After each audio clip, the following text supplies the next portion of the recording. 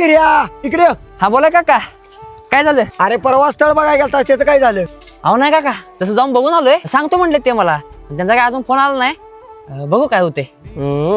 बरं ठीक आहे ठीक आहे. अरे अरविंद, आजकाल काही पुरुषनी भावाला ऐकूनच ठाऊ. अरे कसलं चांगलं पोरग आहे, 7-8 एकर रान आहे. अरे सगळ्यात महत्वाचं म्हणजे निर्व्यसनी आहे, आणि तरी बी कोण पोरगी देईना. ऐ, मग तू दे की तुझी पोरगी त्याला. अरे डोक्यावर पडलास काय? शेतकऱ्याला माझी पोरगी देवी? अरे मी माझ्या पोरगीला एवढी शिकवले, दुसऱ्या रानात बांगल्यासाठी.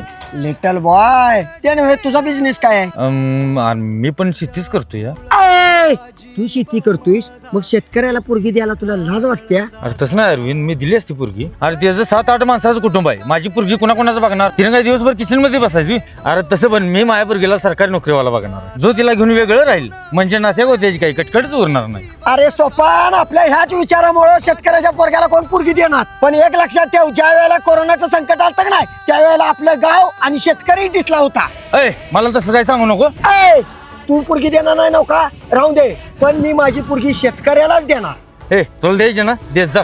ऐ, मी देतो म्हणा, पण एक लक्षात ठेव, तुला पण एक पोरगा आहे. ये चल निघ.